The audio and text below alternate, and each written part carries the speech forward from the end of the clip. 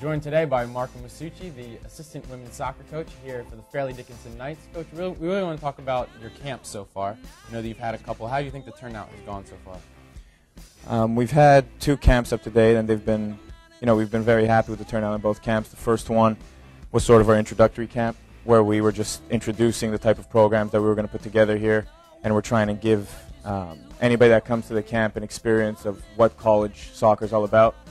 The previous camp that we had, we sold it out, 50 kids. It was great. I think everybody had a fantastic learning experience, and we had a great time coaching them. We know that your camps kind of encompass some work on the field as well as work with the videos, do some formation work and everything like that. So can you take us through kind of a typical day in your camps? Sure. For instance, our last camp, first thing in the morning we would have a field session, take them out. We start up at 9 o'clock. Then afterwards we come indoors, and our strength and conditioning coach, Kyle McMinn, gave them a presentation on, all the benefits of strength and conditioning, what needs to be done to make a jump from a high school to collegiate level on a very, very general scale. We followed up with lunch. After lunch, we brought them back out on the field again, had another session with them, had a campus tour, gave them a look at, collegiate campus, all the services that, a typical college would offer.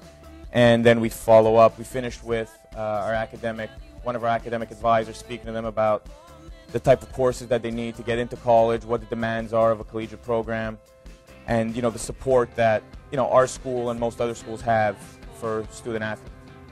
On the field, you had mentioned the field sessions. What kind of goes into those, and what do you focus on? The objective, the total objective of the camp was to give everybody the best possible understanding of what a collegiate program encompasses. So we tried and give them the exact same sessions that I would typically run with our actual collegiate team here at FDU. So we would have, in the morning, we had a general session, a little bit of technical work, some offensive principles, teaching them how to attack 1v1, 2v2, 3v3. So that's always, fast-paced, very intense, and we're trying to set the tone to teach them the type of intensity that's needed to compete at this level. Afternoon session was a game. We just got them an 11-a-side game, let them have some fun. We're also watching them play, making some interventions. Something just to sort of raise the mood a little bit, because after 4 sessions it becomes, kids are really tired, so we want to make them have a good time. Right. And then you had mentioned that you sold out some of the camps, so are you getting a lot of local kids, or where are kind of your players coming from? Look, we're thrilled with the response to the camp, because the last camp we had, I would say, 10 kids that came out from Canada.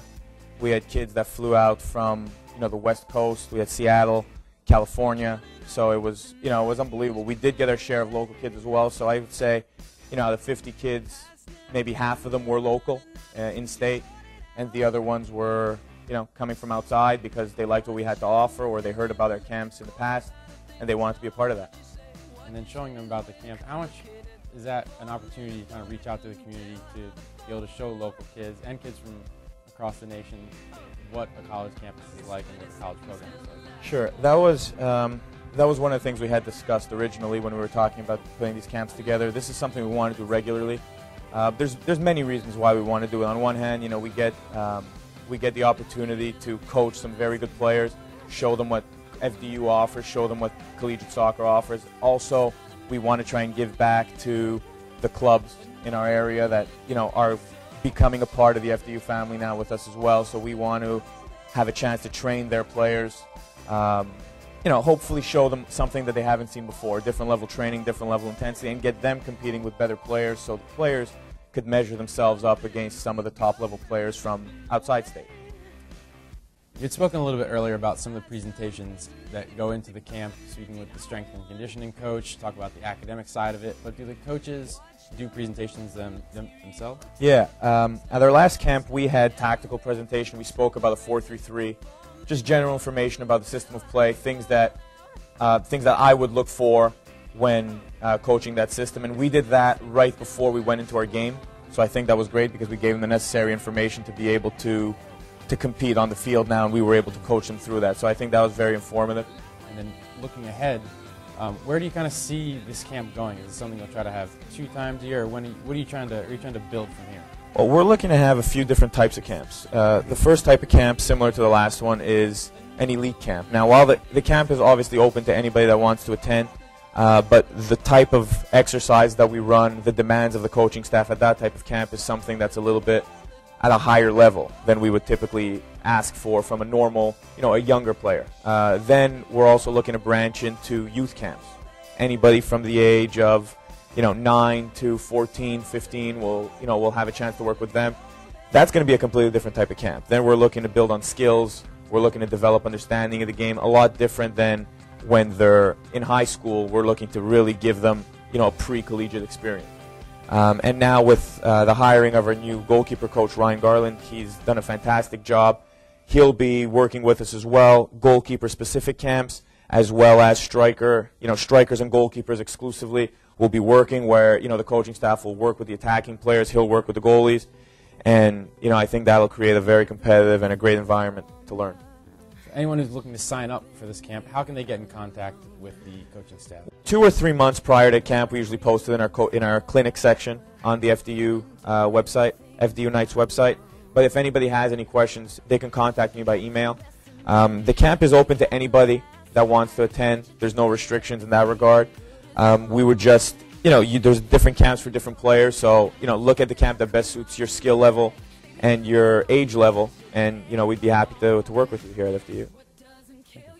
Thank you. Forcing that way. Don't be positioned this way because she'll take a touch and hit it. I don't care if there's cover. Can she shoot from here? If she can shoot, force her away from the net. Never adjusting to opening your body up into a different gear. Okay, so we need to prepare for long sprint over short distance and long distance. So that's how we do it. It's not rocket science. It's difficult training, but it's not rocket science.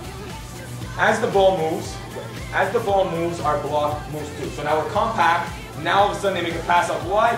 We all need to shift.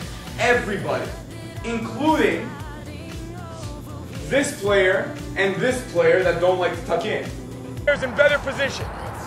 The objective is not to be friendly and put people where they have to go. The objective is to put your teammates in the best place so you can win games. So if Erin can't cross, get her out of there. You understand? If Salamo can't shoot, get her out of there. So make sure you communicate with each other. Winning team is what counts.